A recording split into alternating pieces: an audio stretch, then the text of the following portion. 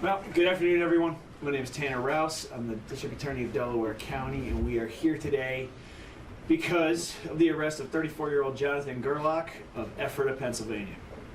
Over the course of the last several weeks, detectives from Yeadon Borough as well as Delaware County CID became aware that from November of 2025 up until 2 days ago, January of 2026, Mount Moriah Cemetery had been burglarized by, at that point, an unknown individual. 26 separate mausoleums and or underground burial sites had been torn into and, for lack of a better word, desecrated. Investigation took place. Yeadon deserves a hell of a lot of credit on this for doing good old-fashioned police work, going through LPRs, tracking physical evidence, piecing together a suspect, cooperating with CID. We developed that suspect, we laid in wait, and we eventually watched and caught Mr. Gerlach as he desecrated yet another monument as recently as 2 days ago. He was taken into custody. Search warrants were executed at his home in Ephrata, where over 100 human skeletons were recovered. And that's in part, at this point, we are still trying to figure out how many of those are complete and what exactly we are looking at. A separate storage locker was found to be in Mr. Gerlach's possession. That also was in Ephrata. We found there 8 more human remains. Very simply, detectives have recovered an awful lot of bones at this point, and we are still trying to piece together who they are, where they are from, and how many we are looking at, and it's going to be quite some time before we have a final answer. He is now arrested. Bail has been set at $1 million cash by Judge Williams. He is in on 26 counts of burglary, criminal trespass, and a host of other offenses. Kelly Wilson, who's handling our media affairs, is going to pass out a complaint so that you guys have the complete list of charges at your disposal. Very simply, detectives walked into a horror movie come to life the other night, guys. This is an unbelievable scene that no one involved, from myself to the detectives to the medical examiners that are now trying to piece together what they are looking at, quite literally. None of them have ever seen anything like this before. When I was 16 years old, a friend of mine was killed in a car accident, and I personally have visited his gravesite, as many people do when they lose a loved one. I know his parents have also visited that site. I cannot imagine what it would put them through to know that someone like this guy had dug up those remains and was doing God knows what with them. It is truly, in the most literal sense of the word, horrific. I grieve for those who are upset by this, who are going through it, who are trying to figure out if it is in fact their loved one or their child, because we found remains that we believe to be months-old infants among those that he had collected. So our hearts go out to every family that is impacted by this. Some of these are hundreds of years old. We are trying to figure out exactly what we are looking at. We quite simply at this juncture are not able to date and identify all of them. I want to make some thank yous here because this was truly a collaborative effort. As you guys can imagine, this spanned from here to Lancaster County. The Ephrata Police Department was instrumental in gaining access to and executing that search warrant. Philadelphia Police Department was cooperative. This is Mount Moriah Cemetery, and that spans Yeadon Borough into Philadelphia. We had to have their cooperation throughout this, guys. They were. Those cases are now going to be handled in Delaware County. We've reached out to law enforcement agencies there, and jurisdiction has been transferred to Delaware County. Pennsylvania Attorney General's Office lent support throughout this process. Pennsylvania State Police, the Delaware and Lancaster County Medical Examiner's Office, who are now in possession of these remains. We thank them for their cooperation. This was obviously an overnight job. There is a lot that needs to be done to collect and humanely preserve these remains. We are working diligently to make sure that happens. The Lancaster County District Attorney's Office, the Middle Creek Search and Rescue Canine Unit, which helped us get in there initially, and the Friends of Mount Moriah Cemetery. It should be noted, this happened at Mount Moriah. Mount Moriah did everything they could to cooperate with law enforcement and keep this from happening again. This happened, as you guys will see in the complaint, under the cloak of darkness, very much secreted from public view. This guy did everything in his power to secretly and silently grave rob. Mount Moriah did everything they could to stop him from doing it, but as you can imagine, a cemetery that size, it is very difficult. We thank them for their cooperation throughout this process. I'm going to turn it over now to Mayor Rohan Hepkins of Yeadon before we take questions. Thank you very much, Tanner, District Attorney Tanner Rouse. Just want to say this was quite a heinous act, very depraved. I've never heard anything like this. It defies logic or comprehension. And as the district attorney just stated, it's something literally out of a horror movie. When you have your loved ones interred, you respect their remains, you respect them into perpetuity, and to have this type of heinous act happen is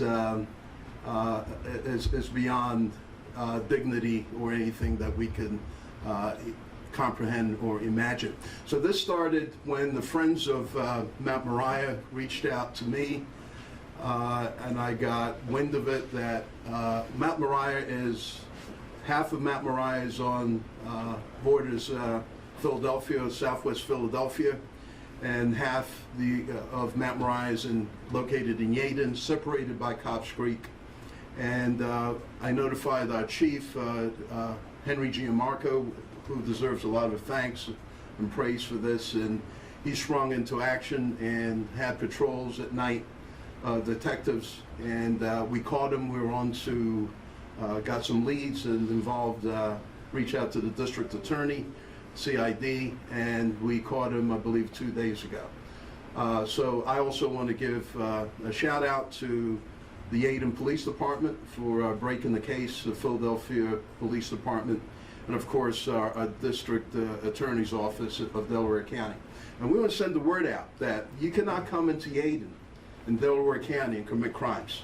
Okay, we'll be onto you, we're going to find you, and you're not going to be able to get away with something like this. So it could have been a lot worse if we didn't spring into action as quickly as we did.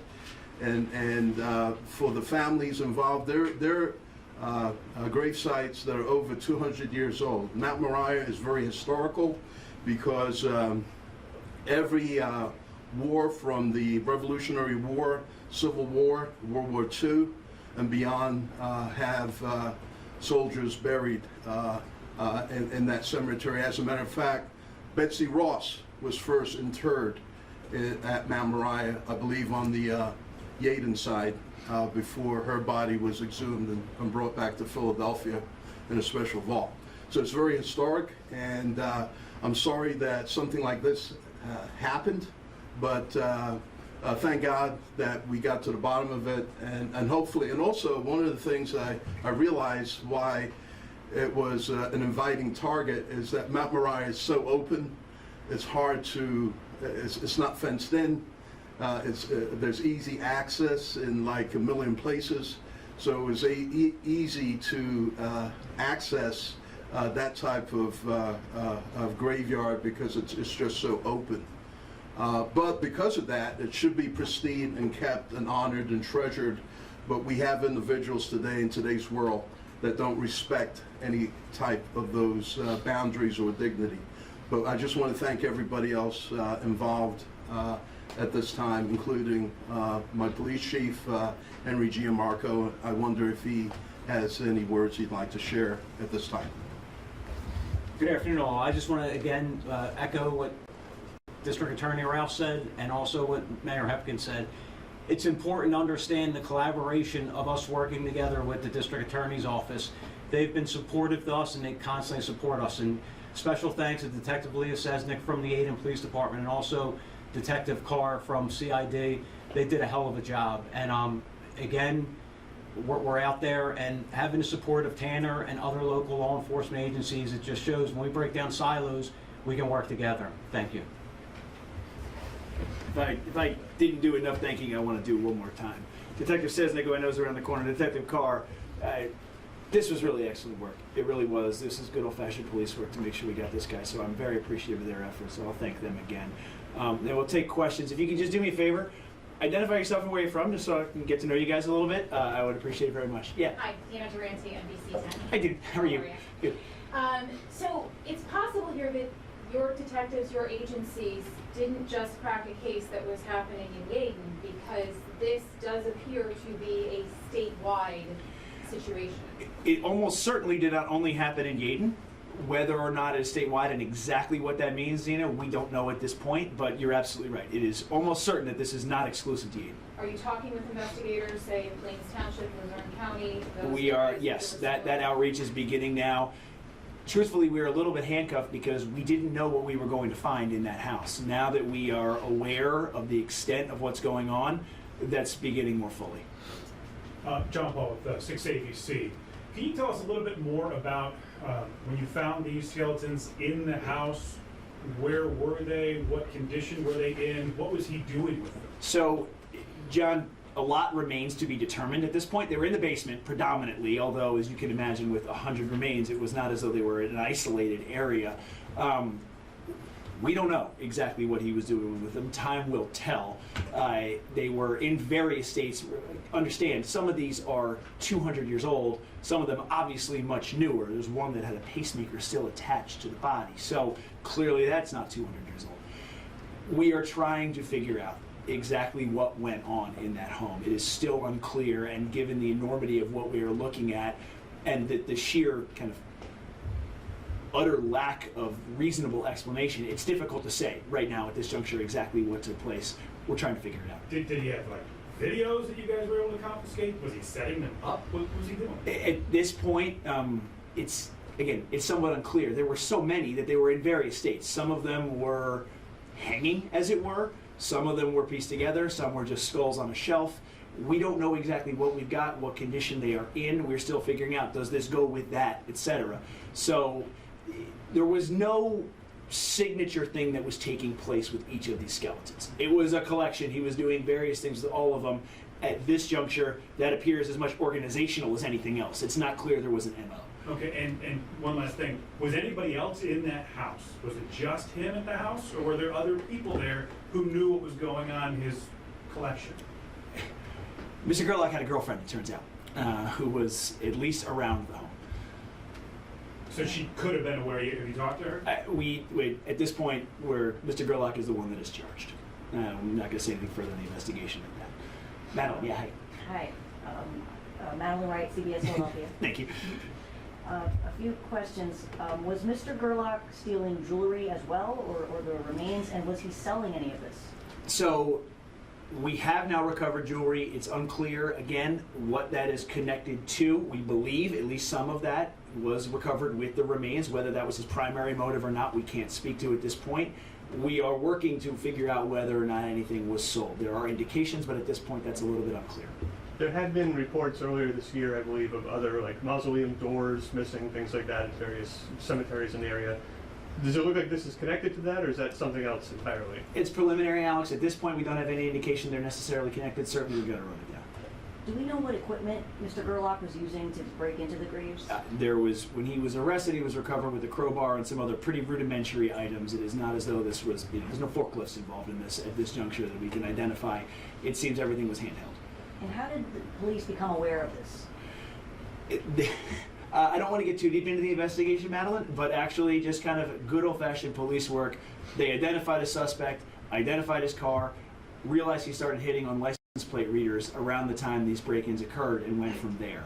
So it again started on a hunch and someone following some intuition where they very easily could have dismissed it. Instead, they went the extra mile, did some legwork, and found out that in fact their hunch had been corroborated by a number of factors. Obviously it went from there, but that was the initial lead. Was there any digging involved, or he just break into mausoleums? There was some, I don't want to comment and get out ahead. Some of it was underground, some of it was above ground. So there was some breaking in, and I don't know exactly, John, as I stand here, whether or not he had to physically dig or go in, but there was definitely some underground and some above ground. Can you describe the actual arrest at all? Do you know the particulars of how that went down? Alex, as I stand here today, Detective Carr would be in a better position to answer that. It was relatively uneventful. It wasn't as though there was a struggle or anything of that nature. Do you think more arrests could be coming in this case? At this point, I don't foresee anything, Madeline. I don't have any reason to believe. Certainly more charges are possible. I don't know there's going to be any more arrests. Is it possible with something of this scope? Certainly. It defies any logic, so I don't want to rule anything out. At the same time, we don't have any reason to believe he was working with anyone as he was doing this at this time. Real quick, can the Yaden chief? Yeah. You've been in the business a long time. You ever seen anything along these lines ever? No. After 30 years now, I can say this is probably the most horrific thing that I've seen. And again, to the families, as the district attorney pointed out, we all have loved ones that passed. Like, rest in peace is rest in peace. And this is definitely something that tears at your heartstring, especially when you see, as he pointed out, an infant having children and grandchildren. Yeah, it was definitely an event. And again, thanks to the support of the district attorney's office and the unwavering support of the mayor and and the detectives and the officers we have in Yeadon, we're truly blessed to have a great team. Understanding it's early days, but have you been able to identify any families of these remains and spoken to them at all yet? There are the 26 specific instances, Alex, in which we are aware of where a grave was broken into. We have not been able to necessarily link those up, but we do know those are instances of specific break-ins. Beyond that, not at this point. Was it the cemetery staff who noticed that there was some damage and then contacted the mayor, and then the mayor contacted police? Yeah, the Friends of Mount Moriah, who have board members from both Philadelphia and Yeadon, noticed that some grave sites were desecrated and notified the Philadelphia Police Department, Yeadon Police Department through me. I'm actually on the board, and I notified our chief, and that really started the resolution of this to date. And the 100 remains that were found, are they all from the cemetery in Yeadon, or they could be from other cemeteries? No, we believe, Madeline, they are from other cemeteries as well. We can't say for absolute certain at this point, but it seems almost certain that they are beyond Mount Moriah. Any other reports about other cemeteries? Of course, there are other reports out there. We have not been able to corroborate, does this match up with what we're finding? And frankly, again, like I said, I don't know that we ever will. There are other reports. We're looking into it. How common is this? Not very. Thank God. No, I, as the chief alluded to, I can think of other instances in which we've heard of someone literally grave robbing, right? Going down there and stealing jewelry or stealing something of that nature. We've all heard of desecration of corpse cases where someone's doing something to a dead body. I've never heard of any situation, I've been, this is 16, almost 17 years, where someone's stealing and collecting the bones like this. This is different. One of these incidents, well, at least the cell phone pinging, was on Halloween. Do you have any reason to believe there's some sort of connection there? Was he using them as like Halloween decoration?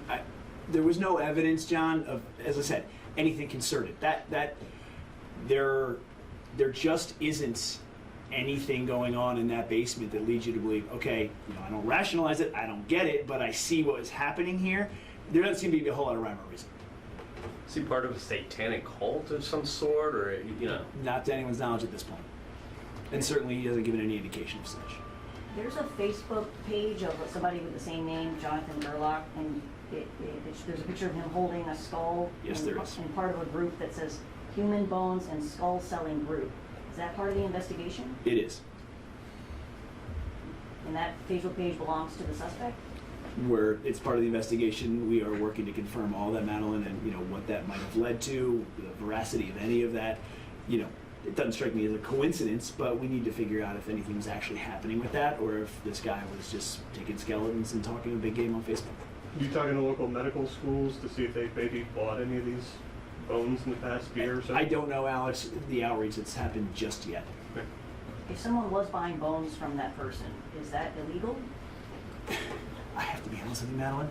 I'd have to look into it. I don't know that it would be unless they had reason to know what this was. The bone trafficking laws are new to me.